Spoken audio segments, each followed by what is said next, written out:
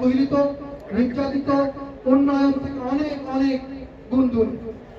আমাদের এই আজকের গেট টুগেদার থেকে, রমাদান কনফারেন্স থেকে আমরা কয়েকটি বিষয়ে ঐতিহাসিক দাবি উপস্থাপন করতে চাই।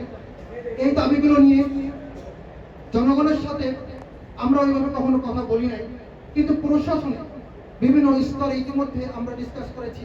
তার প্রমাণ সম্মানিত ইউনো মহোদয় আপনাদের সাথে শেয়ার করেছেন। সেই দাবিগুলো কি? আমাদের প্রথম দাবি হলো, যেহেতু ডুমুরিয়া একটি উপজেলা, আর ডুমুরিয়া সদর থেকে চুকনগরে কমিউনিকেশন যোগাযোগ ব্যবস্থার ক্ষেত্রে অনেক উন্নত। 4টা জেলার সংযুক্ত। মেহেরপুর নামে একটি জেলা আছে, আমি অসম্মানিত করছি না, কিন্তু প্রতি বছর 2-1 বার যাওয়া হয়। সেই মেহেরপুর থেকে আমার চুকনগর উন্নত। তাহলে একটি জেলা শহর থেকে যে শহর উন্নত, সেই শহরকে কেন পৌরসভা মানে উন্নয়ন করা হবে না? অবশ্যই করতে হবে। আমরা ইতিমধ্যে একাধিকবার ডিসকাস করেছি, আলোচনা করেছি, টেবিলে আলোচনা করেছি। আজ এই কনফারেন্স থেকে, এই গেট টুগেদার থেকে আমরা ঘোষণা করছি, অতি শীঘ্র যে যে পন্থা, যে যে ভাবে যা করা লাগে, আমরা ঐক্যবদ্ধ হবে চুকনগরকে পৌরসভা মানে নেওয়ার জন্য চেষ্টা করবেন ইনশাআল্লাহ। আপনারা কি আমাদের পাশে থাকবেন? 2, চুকনগর যোগাযোগ ব্যবস্থা যেমন সত্য ভৌগোলিকভাবে গুরুত্বপূর্ণ।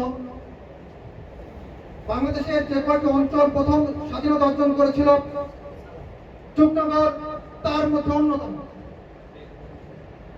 চুকনগর গণহত্যা বিশ্বের কম সময়ের মধ্যে বড় গণহত্যার মধ্যে অন্যতম একটি গণহত্যা চুকনগর গণহত্যা।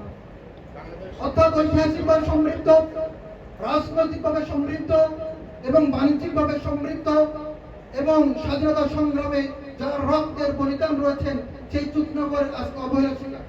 সেটি কেমন? চুকনগর 4টা জেলার সংস্থা, 1 সাতক্ষীরা, 2 খুলনা, 3 যশোর, এবং আমাদের চুকনগরের মধ্য দিয়ে জ্যোতি মুকাসেম রোড দিয়ে আমাদের আরেকটি জেলায় যাওয়া যায়। সেটি কোনটি? নড়াইল। কিন্তু নড়াইল যাওয়ার মতো বড় ভারী গাড়ি যাওয়ার মতন কোন রাস্তা আমাদের নেই। আমরা দাবি করছি অতি শীঘ্র চুকনগরকে পাশ কাটিয়ে একটি বাইপাস তৈরি করা, যেটি নড়াইলের সাথে সরাসরি যোগাযোগ হতে পারে। আপনারা কি একমত পোষণ করছেন? তাহলে কি হবে?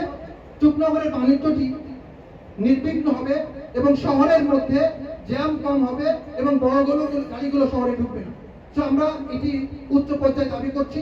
সরকার যথাযথ ইনভেস্টিগেশন করে তার উদ্যোগ গ্রহণ করবেন ইনশাআল্লাহ, প্রত্যাশা রাখছি।